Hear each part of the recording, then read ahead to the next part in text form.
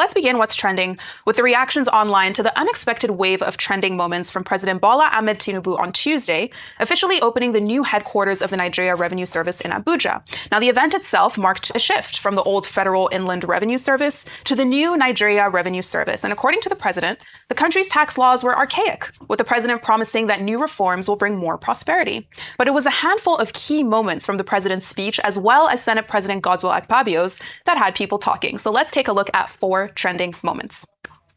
And we'll go to the first one, starting with Senate President Akpabio, who openly claimed that the current uptick in insecurity is only increasing because of the elections to distract President Tinubu from 2027. In a lengthy speech, Akpabio also assured the public that as soon as elections are over, insecurity will stop. Let's watch.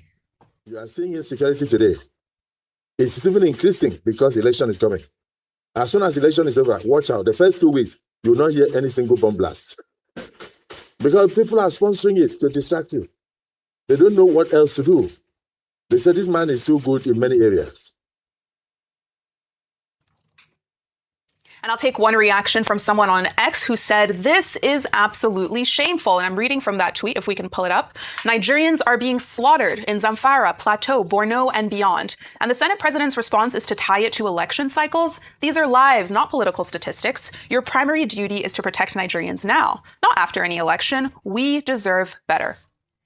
In another trending moment, the Senate president defended the chairman of the Independent National Electoral Commission, Joash Amupitan, for a highly controversial and widely discussed 2023 social media post that alleged that Amupitan stated that victory is sure in response to an original tweet shared by an APC national youth leader. Now, this post that you see on your screens caused a flurry of reactions, with some alleging partisan bias, while INEC denied that Amupitan even had an X account. As for Akpabio, he described the statement as neutral, adding that it was written by Amupitan way before he ever became chairman. Let's watch. And they brought out a tweet where they said the chairman of INEC said victory is sure. But he didn't say victory is sure for APC. He did not say victory is sure for PDP. He just said victory is sure. And the man said that it's manipulated. Nobody wants to hear. But for me, whether manipulated or not, he said victory is sure. He was not chairman of INEC, he was just a mere lecturer.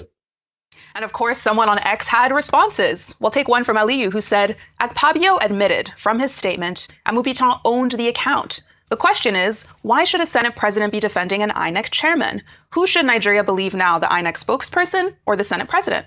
The more attempts to cover the matter, the more it gets exposed." Then there was the moment that the Senate president introduced Tinubu to deliver his own remarks, with Akpabio choosing to bring the president on stage with a unique introduction about how the president is held responsible for everything in the country. Let's take a look. A courageous leader, a bold leader, that others may not agree. A man who is being blamed for every pregnancy in Nigeria. A man who is being blamed for anything that happens to any political party in Nigeria. According to him, Tinubu is blamed for every pregnancy in Nigeria. And of course, we'll take a reaction from someone called Ifa, who said, even though it sounds funny, that's the reality. You see states where a governor cannot curb robbery and banditry until the president takes action. And the citizens aren't helping because most of the time we blame the president while we overlook the governor. And finally, we have the moment where the president also added to the comedic tone of all of this by stating that he would send Akpabio to the opposition, hinting to the African Democratic Congress to disturb the party. Let's take a look. Senate President, thank you. I will send you to the other side to represent me. And you can scatter them anyway they are confused. A lot of jokes at these speeches, and Dr. Abati, I'll come to you on this, because big picture, beyond the jokes, is one serious takeaway from all of these clips, which is that they all put in perspective just how close and how much camaraderie exists between the president and the Senate president, Godswill Akpabio. Now, yes, they are members of the same party, but the Senate is meant to act independently, to hold the executive accountable, and these clips highlight their relationships, but they also offer a window into how the administration sees matters of national importance like insecurity and controversy around the INEC chairman. Dr. Abati, so many funny moments that I don't think people were expecting from this event. Well, it was, in a sense, a joyous moment for the administration. The building representing physically, part of the fruit of the reform process that the president had embarked upon in trying to transform the Federal Inland Revenue Service into, a much more comprehensive, slimmer, not bogus organization called the Nigeria Revenue Service, which will ensure the harmonization of the tax processes in the country. So everybody was in a general good mood, like when you buy a new car and you are washing it, as Nigerians say, and everybody is in a good mood. However, some of the jokes may look a bit off color. Like, for example, the idea of the Senate president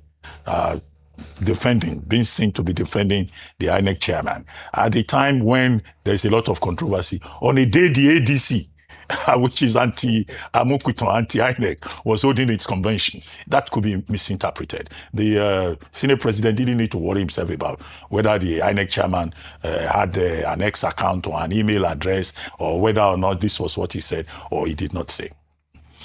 The other issue about him, introducing the president in a very jocular manner. Well, that's him in his nature. He's naturally, a very jovial person. And is it not the fact that the president, because the buck stops at his table, is blamed for almost everything, including the changing patterns of the weather in Nigeria. It rained rather early this year. And some people, I overheard them say, you see, it's TINUBU that has caused it. It's because of him that the climate has changed. So, but that comes with the territory. That's still fine. Then the president joking that he will send Akpabio to go and scatter some other political parties. Yeah, he may have said that in jest, but look at your summary. You said people are bothered that the president and the Senate president are so cordial. But I have always made the point that the fact that there is separation of powers does not mean that the personalities involved should be enemies. When you take all the segments together, they are running a government for the benefit of the Nigerian people. So it doesn't mean that, when the Senate president sees the president, he should frown at him. Or when the president sees the Senate leader, he should say, these are my enemies. They are the ones going to make laws or reject executive proposals. But the subtext of that is that you will recall that then when this assembly began, it was made very clear that this assembly, being an APC-dominated assembly, we support the ruling party and we support whatever the president wants. So why should anybody be surprised? Because they made it clear from the beginning. But that does not stop us from insisting on better performance on the part of, the persons that are in government. However, to summarize, because of the occasion, what Nigerians are interested in is how we see those 4 new tax laws in action. Nigeria Revenue Board law, Revenue Board Service Board law, Nigerian tax law, Nigerian tax administration law, Nigerian, there's a 4th one, tax administration, right? Revenue, and 4 of them generally. That's what Nigerians are interested in, to see the efficiency that was promised, to see how tax collection, tax management, tax administration translate all together into better governance for the benefit of the people, better investments, people-centered administration of tax. We want to see tax working for us. After all, was it Dickinson that said in 1703 that there is no taxation without representation? And Nigerians, the objective should be to build trust and confidence. As for the jokes, those are our sides. We want serious delivery. Absolutely. The jokes are asides, but they were trending. Let me just mention some of the things. I talked about Senate President earlier on, and I thought that would have actually taken away from the colorful event that was that commissioning of the NRS building. I said earlier on that the good part of it was the facility. The 16-story building. It has a gym. It has conference facilities. It has a clinic. It has research data processing centers and so on. The NRS chairman was praised by the president, by all those who spoke. However, what shouldn't have happened was setting it as a political stage to almost for cheap political scores. The first instance on the insecurity and the Senate president alluding to the fact that the opposition is responsible for insecurity's politicizing of a very serious issue that a number of people have talked about. We have lost our servicemen, we have lost Nigerians in their thousands, and to put it down to politics is quite shameful at best. Now, when it comes to insecurity and some of the reasons, we've often talked about how complex and complicated the matter is. This is the matter that is the most important, perhaps one of the most important issues in Nigeria currently. And so there should be responsibility at executive,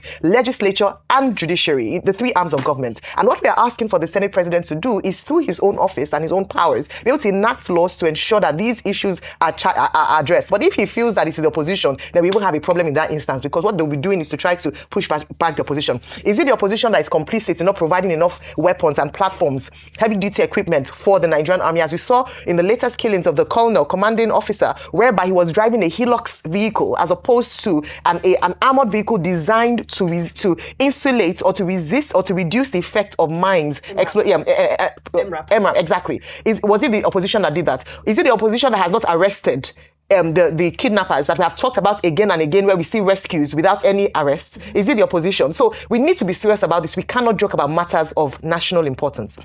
The other part with the Amokpito professor, that's another issue of national importance. And his explanation, quite frankly, reminds me of the explanation during the election season when someone said a bullion van missed his way. That's why he was entering a certain compound. That's how basic and unrealistic the explanation that was saying victory was sure, but he did not put tweet for crying out loud. That particular tweet was responding to the national youth leader of the APC, who was detailing the successes of the APC and the delivery of polling units. That is a big question mark on the credibility and the independence of the chairman. And it's not something to joke about at all. If we're going to talk about free, fair, credible elections that would be overseen by the particular individual in question, then we have to talk about going back to the real issues around who makes the appointment. We need to revisit the Electoral Act, because as long as the president makes the appointment as to who becomes INEC chairman, we will not see anything different. It is different. It is difficult for you to appoint your enemy into office when you know he's going to oversee the election that you're running. So until we fix that problem. And so I thought he moved off script. He didn't speak, and he shouldn't have, and he looked bad for the APC.